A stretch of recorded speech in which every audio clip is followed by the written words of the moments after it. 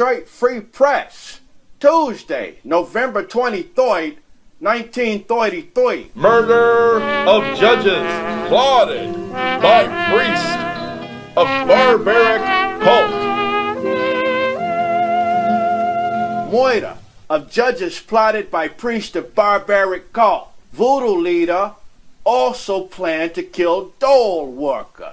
Continued from page 1. Not been investigated for voodoo, and it is generally believed that their Mohammedanism exists only in meaningless but impressive mixture of Allah's Mohammeds and other Mohammedan incantations. High priestesses and priest of Allah, clad in pseudo-oriental costumes, are frequent defendants in police court swindling cases, preying on the superstitions and susceptibility of the Negroes.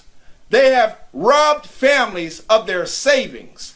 Their victims, however, have been gullied mostly through a belief in the high priest's ability to foretell the future, and the cases have not borne the marks of the racist fear of voodoo. Stay away from me, 'cause I'm in my sin. Harris explained that Harris was his slave name. Stay away from me, 'cause I'm in my sin.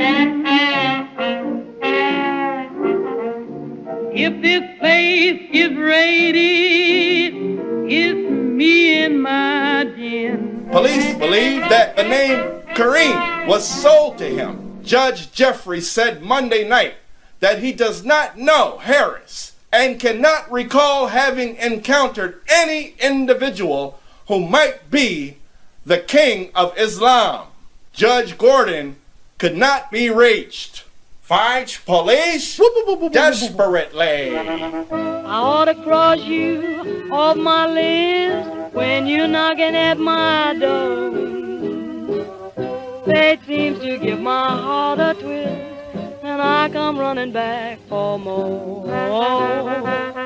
I should hate you, but I guess I love you, 'cause you've got me in between the devil and the deep blue sea.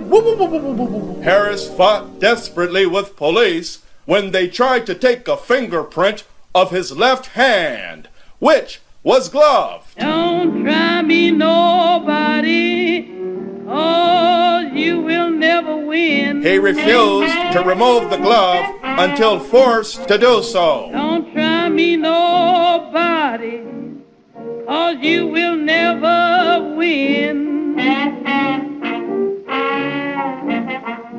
I'll fight the Army, Navy, yes, me and my gin.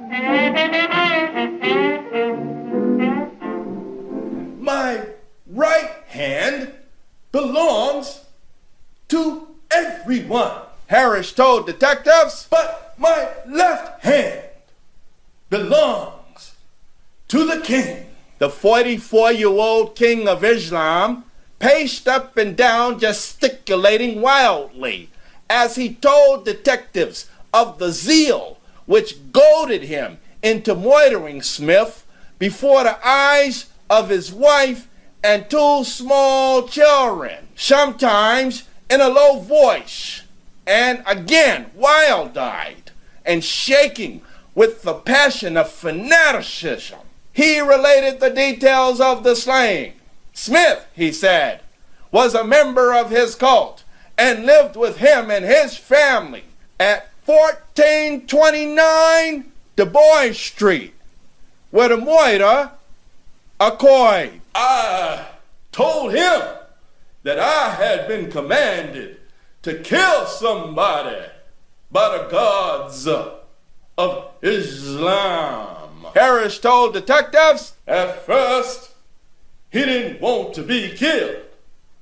But when I showed him that he would be the survivor of the world and go to heaven right away, He said, all right. The day had come, Sunday. He had to be killed just at noon.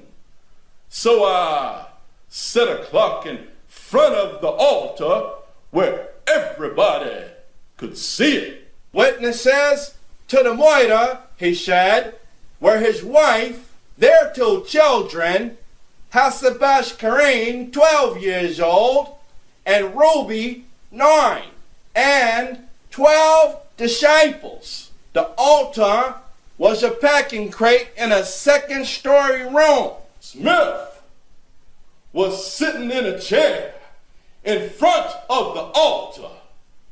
My wife was timekeeper. As the hour drew near, I said, Smith, do you still want to be killed? Because the command ordered me not to kill anybody who didn't want to be killed. Smith nodded his head. When it was just 12 o'clock, I said, Smith, get up and stand on the altar. I grabbed my dirk, an 8-inch case knife, and stabbed him like this. I wanna cross you off my list when you come knocking at my door. They seem to give my heart a twist. I come running back for more. Killer lunges at officer. At this juncture in his narrative, Harris picked up a roll of paper and lunged it at Lieutenant Paul Wenzel, whom he had been using as a substitute for Smith in the graphic description of the slaying. I know that I should hate you, but I guess I'll always love you. You got me in between the devil and the deep blue. Smith fell off the altar and started to groan and tried to get up. I hit him over the head with my rod of iron. A section of the rear axle of an automobile. In the minutes before the slaying, Harris's children sobbed and begged him, Please, Daddy, don't do it. Please, Daddy, don't do it.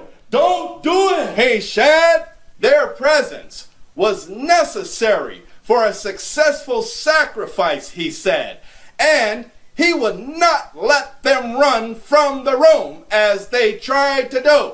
Harris became enraged when the detectives attempted to question him regarding the rituals and practices of his cult.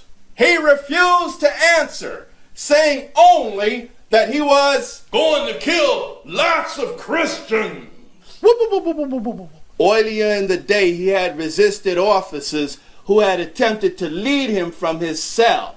Detective Berry talked with him, and after Harris had become convinced that Berry was going to join his cult, he consented to be questioned. Queen Bertha was ordered held as a police witness. The children Monday were cared for by neighbors. Harris told officers that when he first visioned the commands, he talked the matter over with Bertha and suggested Smith as a victim. When she refused to be a party to the murder, Harris said he pulled her from the bed and beat her, saying he would kill her instead unless she acquiesced. He also professed himself willing to kill his children if they did not adhere to his command. I had to kill somebody. He said, Anyhow, but somebody had to be killed. I could not forsake my God. When detectives had concluded their grilling, he suddenly became subdued and quietly permitted officers to lead him back to his cell. Islam will take care of me, He said. Efforts of the detectives to link Harris with the slayings of Benny Evangelista, his wife, and 4 children, in what police believe to have been a similar murder here in 1929, arrived at not Monday, when the Voodoo King's fingerprints were found to vary from those left on a doorknob in the Evangelista home at 3587 St. Auburn Ave. Police are seeking the 12 disciples who witnessed the sacrificial murder. From them, they hope to learn the extent to which the rites of voodoo have laid hold upon the imaginations of inhabitants of the quarter in which Harris had his temple. I don't want no clothes and I don't need no bed. I don't want no clothes and I don't need no bed. I don't want no pork chop, just give me gin instead.